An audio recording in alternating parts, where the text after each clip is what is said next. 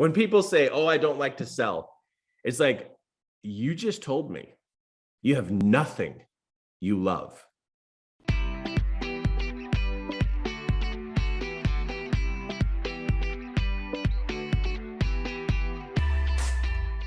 So the advice that you share that moves you, not them, the advice that you share that moves you will move them. And when I say moves you, it excites you. It gets you going. It's just like, oh, this is so important.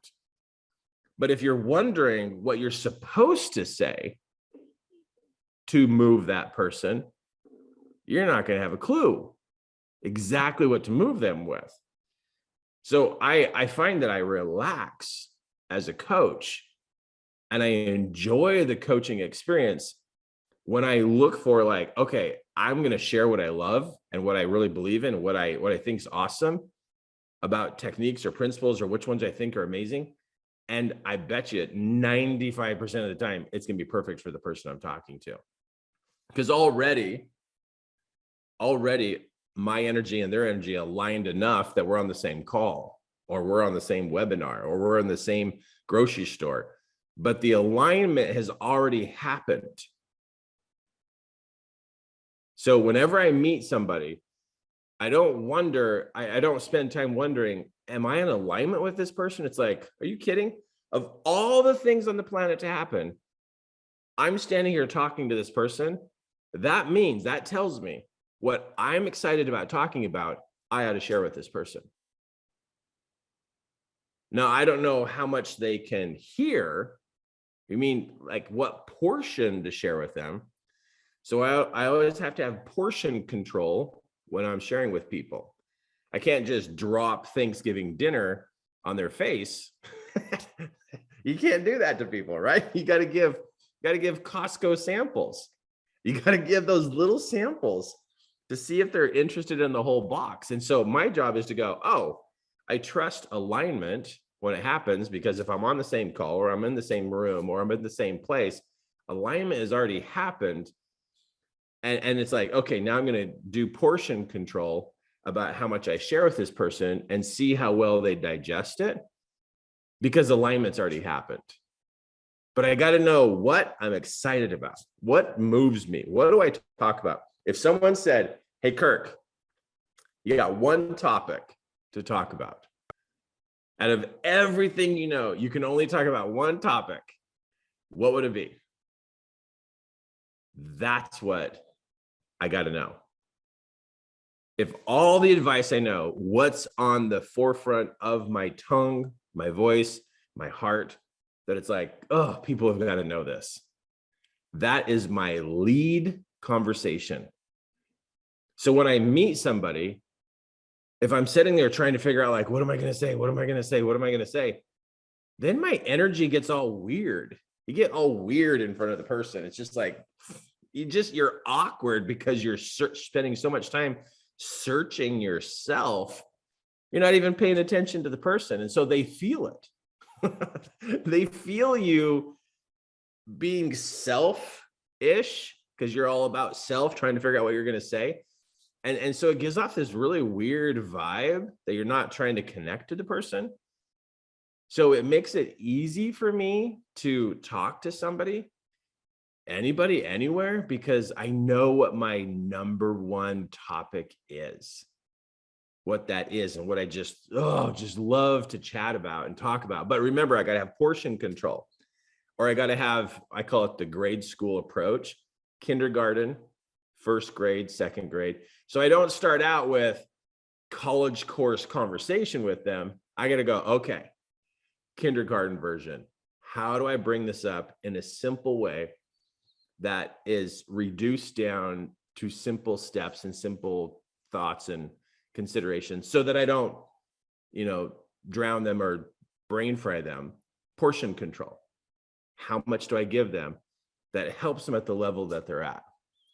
So if you knew what your number one conversation is, if you knew what your hot topic advice is that you just couldn't wait to tell somebody else, you're going to give off a vibe If you want to talk to somebody, you have something to share. You got something to give if you know what that thing is. If you know what that thing is, you know what your conversation is, you know what lights you up, and you want to share it, then you're giving off the vibe, hey, does anybody want to listen? I got something. I've got gold nuggets to share. Anybody want gold? What if you walked through the grocery store and said, hey, I got gold. Anybody want some? You would get people's attention. You would cause people to come to you because you're handing out gold nuggets. And then people would be like, what are they talking about? It's like, oh, this person that's just like amazing. And then referrals start to happen, meaning they tell their friends, they tell their family, because what you're talking about, you're so stinking excited about. That's the thing. Coaching is talking about the thing you're excited about. What do you love about the conversation? What do you love about helping people? What advice do you have to give? What is your thing? Because if you're excited, you got something to talk about. And people today are looking. They're searching the internet for answers because they can't find a human being to talk to.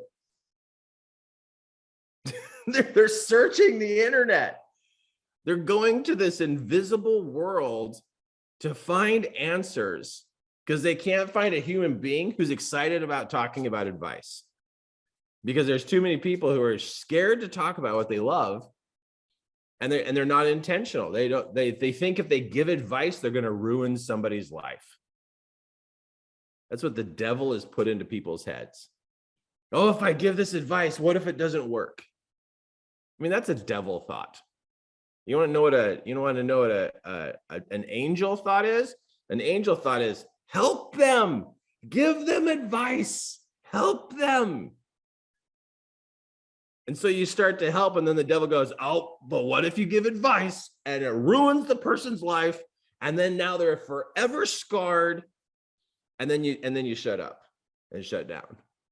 So think about that. People are looking for answers every single day. They type into the computer, how do I, how.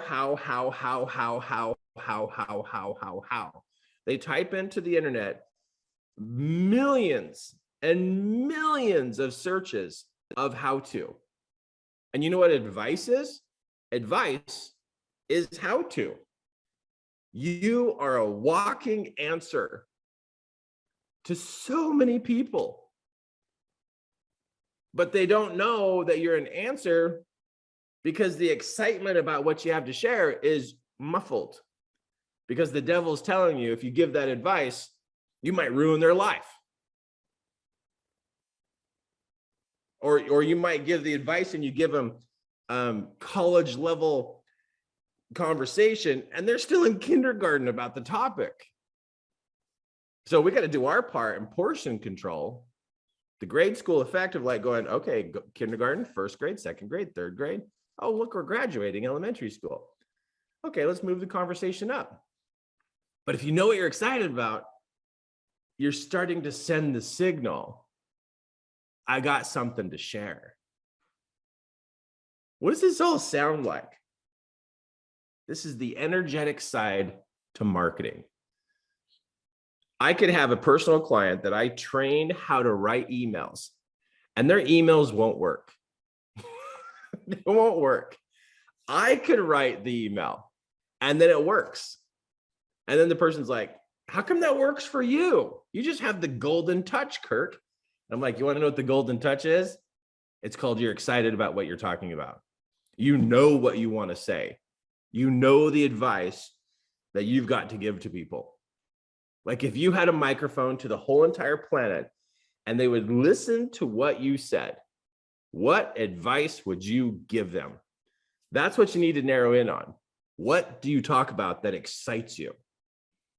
Because the advice is going to be game-changing, life-changing, eye-opening, heart-opening, relationship building, I mean, whatever the advice is, whatever it is, if it excites you, bingo. That's what you think about all day long. You think, I've got to share this with somebody. Who is it? Who's this person? Where is this person? Where are they? And then the moment you start to chat with somebody in the conversation, it comes up. Why? Because you know what you love to talk about, and it just shows up in the conversation. You don't have to take a good conversation and become awkward because now you have to sell something or pitch something. It's not a sales pitch if you love it. If you don't love what you do, it's a sales pitch. When people say, oh, I don't like to sell, it's like, you just told me you have nothing you love. Biggest thing I've learned about sales is that it's sales if you don't love it. If you love it, it's not sales, it's called sharing. It's called share because it's like, do you have one of these? You got to get one of these. Like, this is amazing. It's sharing. And then people are purchasing because you're so excited and they love the advice and they love what you got. That's called sharing. So when you love something, it's not a sales pitch. When people tell me, I want to say this to people, but it's too much for them to hear. But when they tell me, they go, oh yeah, I don't like sales. My coaching ears hear them say, I have nothing of life that I love, not even myself. It's sad, actually. When somebody says they don't like sales, it's like, oh, you just told me you're struggling with love of self, with love of the human race.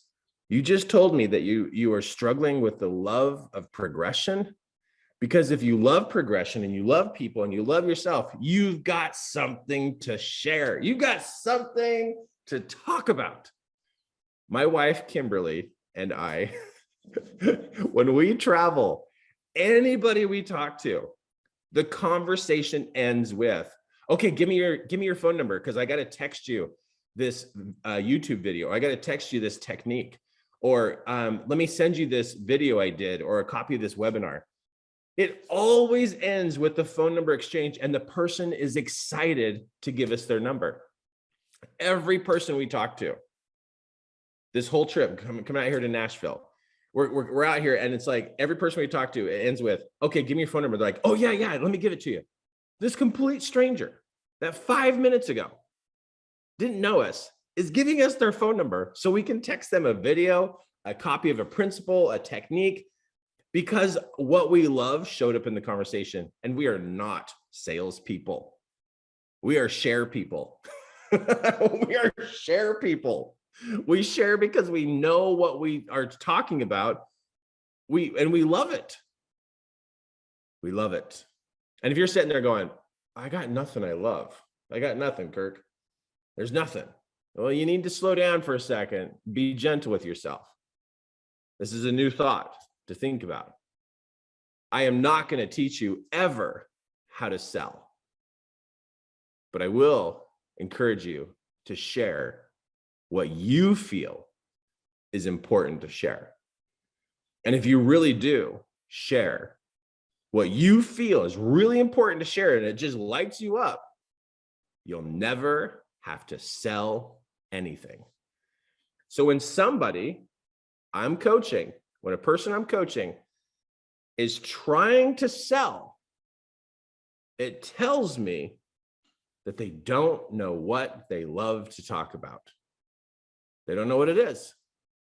And I'm not going to try to teach them a sales pitch or a script, or that. It's just not going to work. You have to wake up the love inside and go, okay, what do I love to talk about? What do I think it's important? What do I wish other people knew? What is it? And that's a question to ponder on sometime soon, because it's a game changer. Huge game changer. Huge game changer. And I know you know this to be true about yourself, because over 17 years of coaching, I've watched people say, oh, you know what? I just got to get a different job. And they go to a different job and it doesn't work out. And I'm like, what are you doing? You're trying to think that the job is going to change you. You think $10,000 is going to change you? You think, getting a whole new wardrobe is going to change you? You think all these things are going to change you? What really creates change is to find out what you love.